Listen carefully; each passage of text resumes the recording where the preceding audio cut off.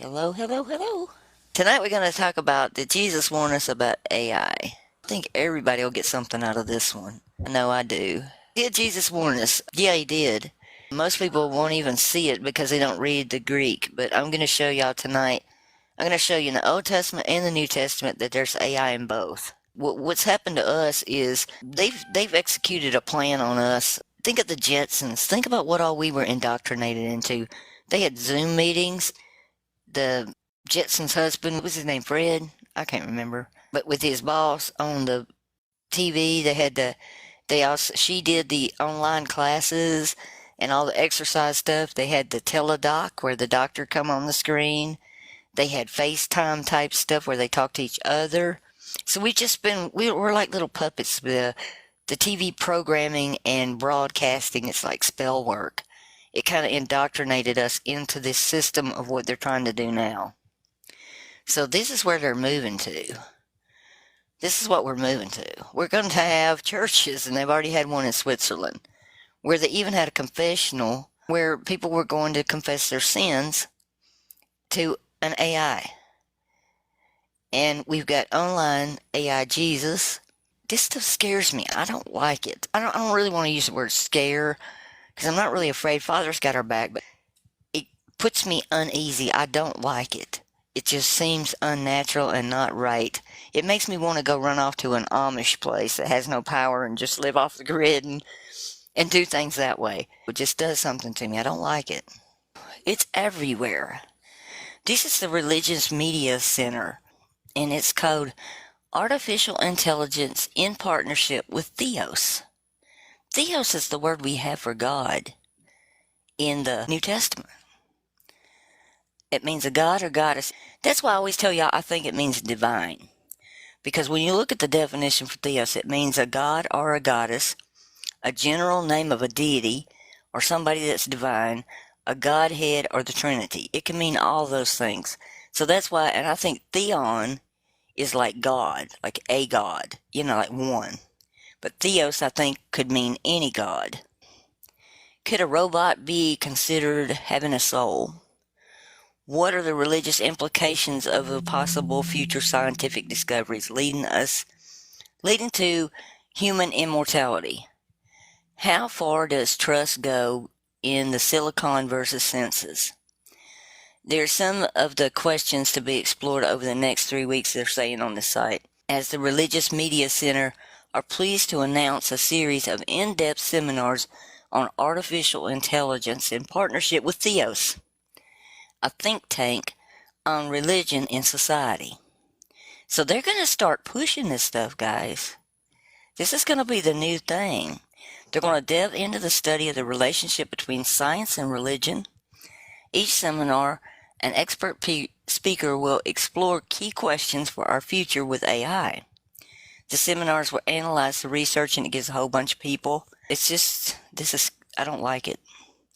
I don't like seeing this kind of stuff. We know when we look at the World Wide Web what we're doing. We're playing around on Satan's tool. www in Hebrew is 666. We are in the Tower of Babel right now. I mean, anybody can take my videos and turn them into Spanish, Italian, French, any language they want to, and anybody can hear them. And that's good. I mean, it's a good thing, but we have to realize where we're at. We're not in the day and age when I went to school and there were no computers. We had one phone in the house and everybody fought over who could use it. Mom said you only had 2 minutes if you got on it, and long distance cost you a fortune. You couldn't call anybody out of your state. Mama let us watch maybe 30 minutes of TV. We could watch like Gilligan's Island in the afternoon. After that, the TV had to be turned off. We went outside. We played. The days of like that are gone. They're completely gone. Now you got little elementary school people walking around with phones in their pockets, exposed to every and anything that the internet can provide. It's no wonder everything's in a mess. And when we look at the Old Testament, you're going to be surprised. Because actually, Adam was a computer in there. All you got to do is take the Hebrew and throw it in modern Hebrew, and Adam becomes a computer. The entire book is an algorithm. It's an AI algorithm. And it's very shocking when you find it out. When you look at Genesis 6:5, it says, "And Yahweh saw the wickedness of man was great in the earth, and that every inclination of their thoughts of his heart were only evil continually. And Yahweh was sorry that he had made man, the Adam, on the earth, and he was grieved in his heart." Well, the first computer was called the Atom, and it sold for $666. The Apple I was the first device Steve Jobs and Steve Wozniak ever sold. Came out in 1976.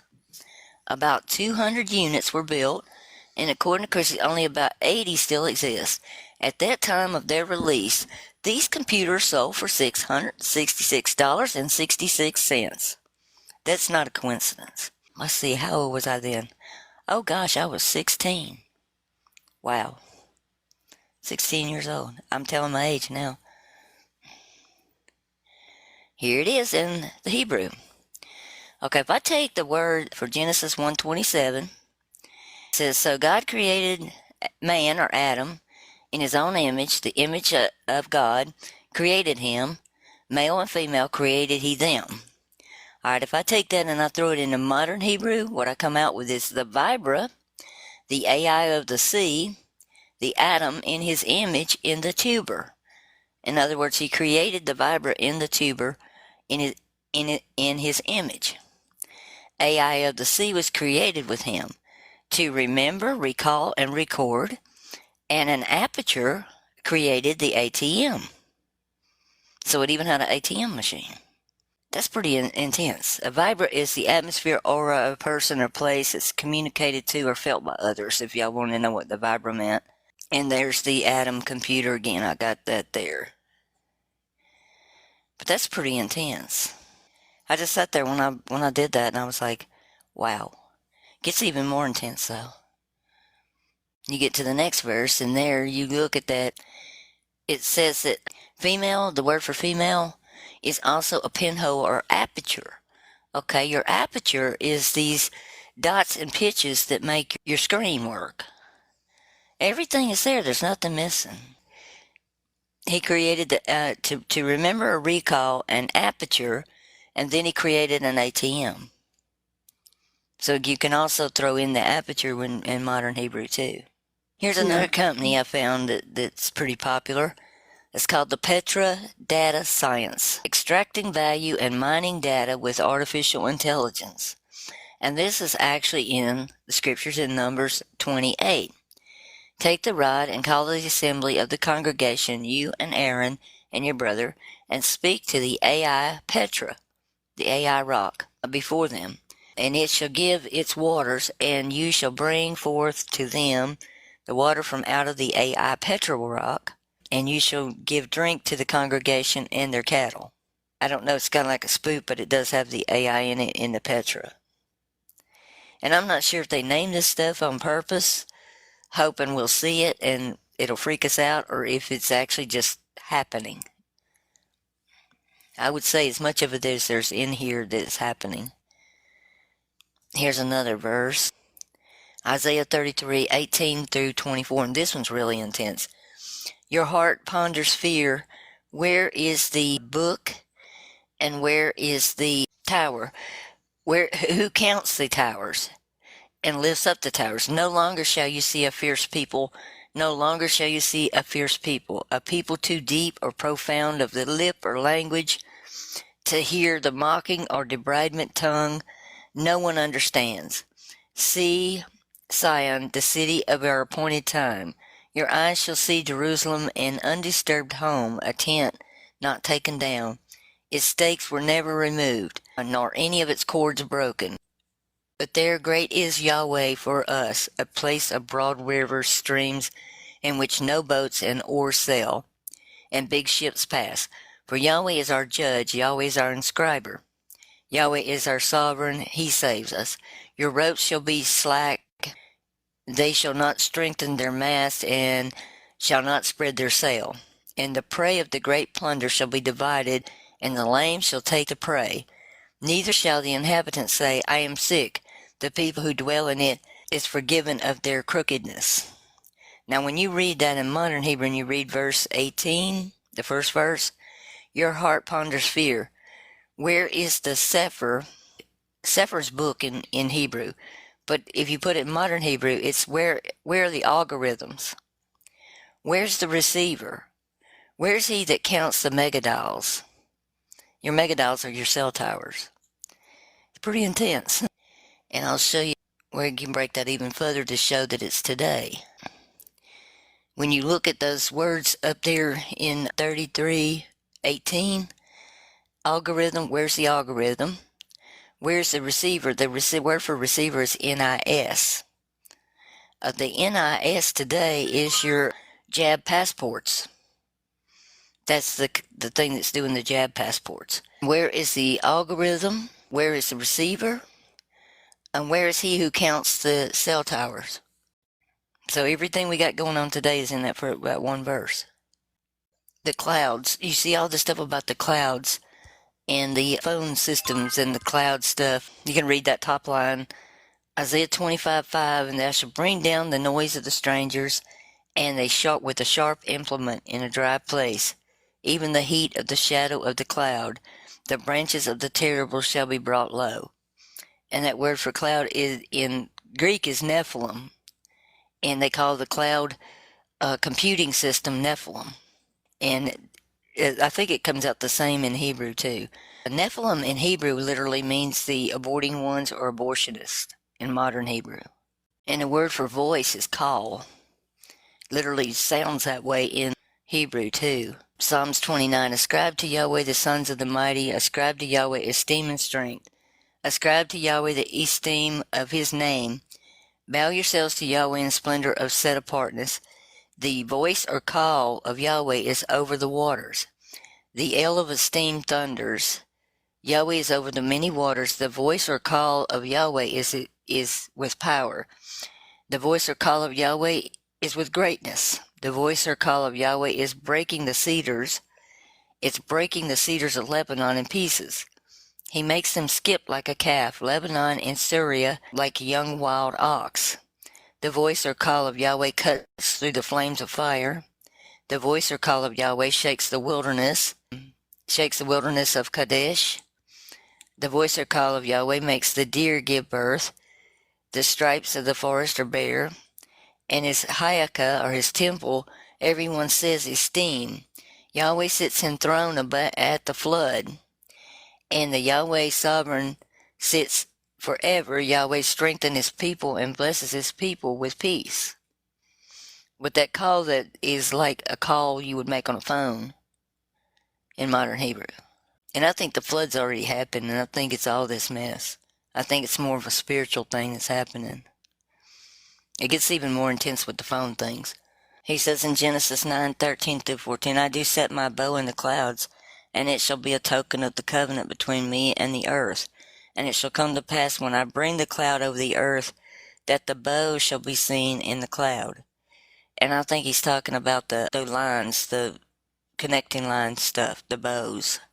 In Isaiah 14, for thou hast said in thine heart, I will ascend to heaven, I will exalt thy throne above the stars of God.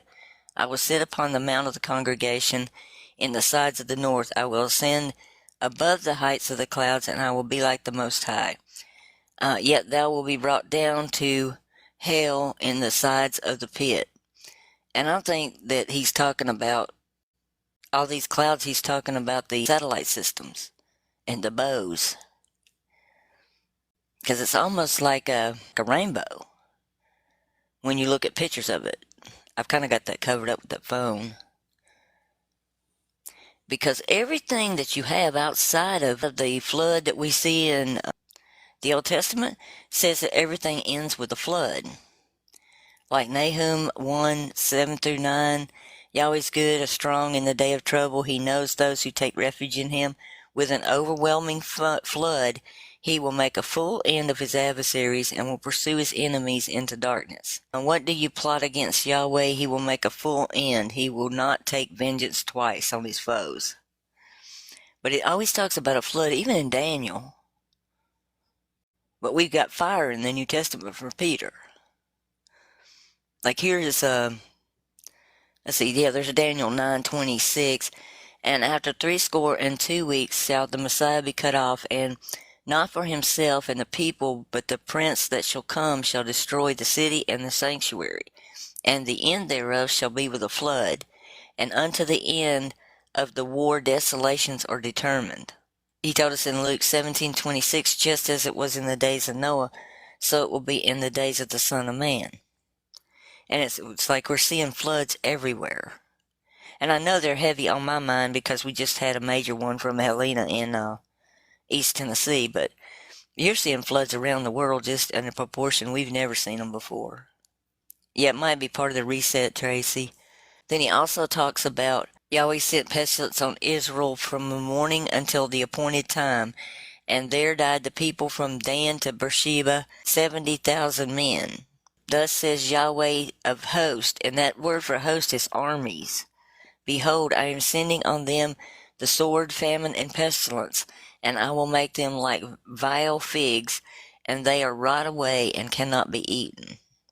And that's what we're seeing too with all this stuff, is we're seeing the pestilence and stuff too.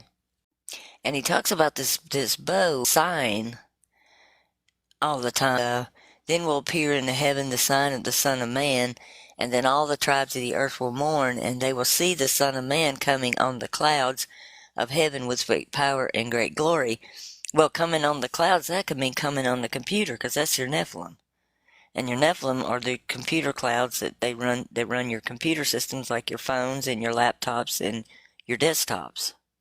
It says in Genesis 9:16, and when the bow is in the clouds, I will see it and remember the everlasting covenant between Elohim and every living creature of all flesh that is on the earth. Then he says also it's the sign of a covenant in Genesis 9:17, and established between me and the flesh that is on the earth. And then Ezekiel, it says it's an appearance of a rainbow in a cloud on a rainy day. Is the likeness of the esteem of Yahweh, is like a rainbow. Very similar to what we saw in the first screen. And this is what we see in today. The more they do the towers and all this, the more storms we have. And you can follow that through, if you follow it, it says in the Bible that it goes from the west to the east. Well, last year, in the last couple of years, they had them real bad in China. And it has kind of progressed through Europe, and now we're having them in the United States. Don't know why, but we are, because it says in here in 2nd Ezra's, and great and mighty clouds filled with wrath and tempest shall rise to destroy all the earth and its inhabitants, and shall pour out upon thee every high and lofty place a terrible tempest, fire and hail and flying swords, and floods of water, that all the fields and all the streams may be filled with the abundance of those waters. And it'll destroy the cities and the walls and the mountains and the hills and the trees and the forest and the grass and the metals and their grain.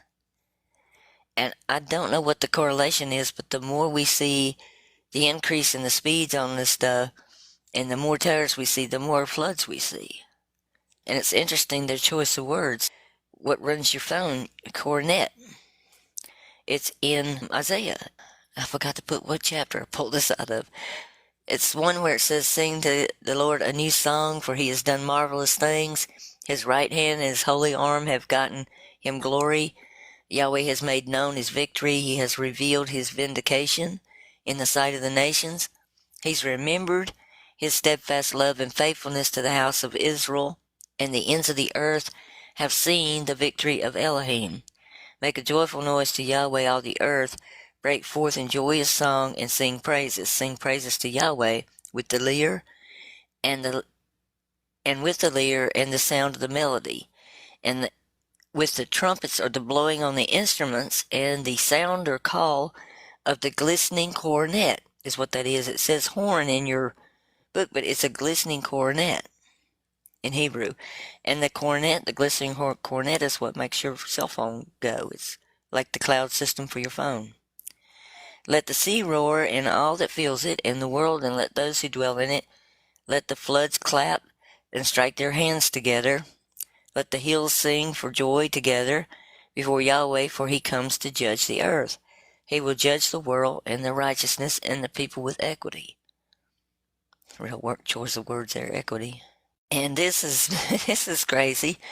This is 2 Samuel 5:20-21. This is talking about SIM cards in your phone.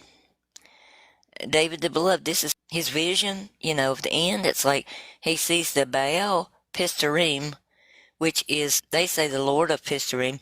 But when you look at that word for in modern day times, it's your open source microstimulator for personal rapid transit systems. It's like your SIM card stuff. And David struck them there. And Yahweh has broken through the enemies and like a brook through a water. And he has called the name of the place the Lord of the SIM cards. And they lift their images up there. And their beloved takes them away. They store their images in them and their images are taken away. That's what it says in modern Hebrew. Pretty intense. And when you look in Revelation 19:17 and 18, you'll see that the word for the loud voice is actually phone. And it's pronounced phone. It's like, and I saw a messenger standing in the sun and cried out in a loud phone, saying to all the birds that fly in the heaven, come and gather together for the supper of the great Elohim, to eat the flesh of the sovereigns and the flesh of the commanders, and the flesh of the strong ones, and the flesh of the horses, and those that sit on them, and the flesh of all the people, free and slave, both small and great. But it literally is, it's G5456, and it's pronounced phone in Greek. Yeah, that movie Cell was, that's what I think of, because when that call goes, it was, oh man, that's creepy. Then we have this guy, Theos Evangelou. He is the head of the AI stuff for the World Economic Forum. He was. I don't know if he still is at this point, because I did this research a couple of years ago. But his name means that Theos, the divine of the dwelling place or the house. And he's over all the AI. Then there's another guy who's Ambrose Therion, and it means a mortal beast. It's the same word used in and he's the one that's head over the 5G stuff in Europe. I mean, you can't make these names up. This is the promise of scientific immortality. This is another publication by Theos. They're planning on doing scientific immortality. It says go to theos/YourGov in the UK to find out about this. And we're told in Brown Driver Briggs that AI equals, when you look at the meaning, it means a heap of ruins. And there's another word, Haya. It looks like a YAH in Greek, and that also is AI when you're looking in the Greek. But in the Hebrew, it's simply AI. And you'll see it in Joshua's chapter 8:25. It says, and who fell that day, both men and women, were 12,000, all of the people of Ai. But Joshua did not draw back his hand, which he stretched out, the javelin, until he had devoted all the inhabitants of Ai to destruction. Only the livestock and the spoil of the city Israel took as their plunder. According to the word of the Lord, he commanded Joshua. Joshua buried Ai and made it forever a heap of ruins, as it is to this day. And he hanged the king of Ai on a tree until evening. At sunset, Joshua commanded that they took his body down from the tree and threw it at the entrance of the gate and raised it up over a heap of stones, and it stands there to this day. And it's funny because when you put this word in Greek that I told you about, Haya, it comes out to AI in on their translators too. I tried that. And when you look at the etymology of AI, it means to bend or twist to the point of destruction. That's what AI means in Hebrew, from the etymology standpoint. And you have the Haya word, you have it used a lot for different things. This is the Stanford University Human-Centered Artificial Intelligence place. They have it all over their logo. That's the same one as I was checking the Hebrew and the Greek on Joshua 8:12. And the javelin, I checked the javelin that he had that he stretched out, and it can literally be a lance, like a jabber. Pretty intense. You have this stuff in there. You're talking about AI water. The water AI, 8 ways AI is in the water management, making it better. That's in Joshua 8 too, talking about the water to the city in modern Hebrew. And this is why I say that this has been around a long time. That's on the pyramids. You've got spacecrafts, you've got helicopters, you've got electric boats, all kinds of stuff in the hieroglyphics. Whatever's been here has already been here before. And I think the tablets were probably AI tablets. They're made out of sapphire, according to other outside books besides the Bible part. And a cubic? What is a cubic in Hebrew? It's quantum computer. You have mention of the matrix and the cubics.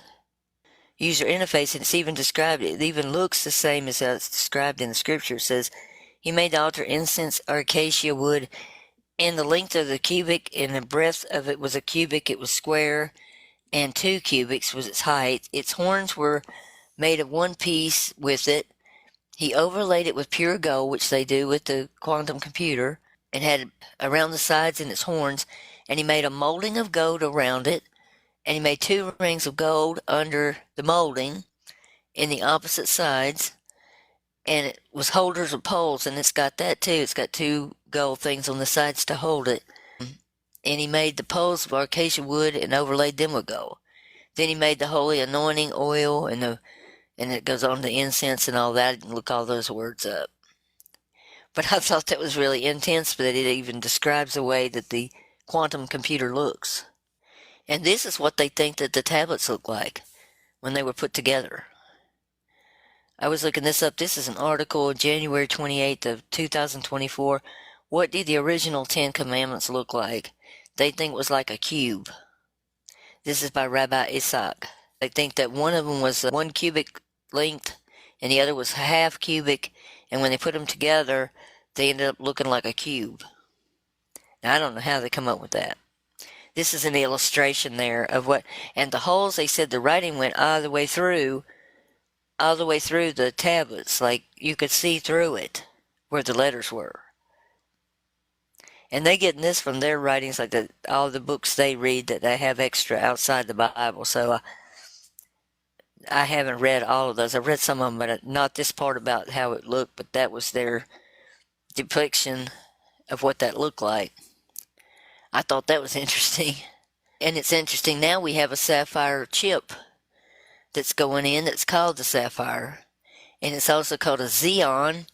And a Xeon means the ghost stranger or host. And they're fixing to put these in the computers. But it's called a sapphire company. Sapphire Rapids is doing them. And they're blue with gold things on them. And they're called a ghost stranger or a host. And it's really weird, creepy. When I had to load the Windows 11 on here, you have an AI host on your computers now with Windows 11. I don't know if people know that. You can turn it off. I turned mine off. AI is in Matthew 24:22. When Jesus was telling us, unless the days were cut short, not even one of flesh would be delivered on account of the chosen ones, the days would be cut short. Right before the word days in both times is the word in Greek AI. So it actually reads, and unless those AI days are not cut short, not even one of any flesh would be survive. On account of the chosen ones, the AI days will be cut short. They didn't translate it, and one source I found said they didn't know what to do with it because it didn't make sense with the sentence. But when you actually look at the sentence in modern Greek, this is what you get. You get, and except the AI days are truncated or mutilated, there should no intact flesh be saved. But because for the sake of the selected ones, those AI days are mutilated or truncated. And that's computer terminology. When you trinicate something, that means to do away with it in computer terms. And the word for flesh means of used of natural or physical origin. That means a natural generation, not modified. This one's wild too. This is Luke 23:29. This is the one that says, "Behold, the days are coming, in which they shall say, Blessed is the barren, and the wombs that never bear, and the paps which never have gave suck." But when you look at it in modern Greek, this is what you get.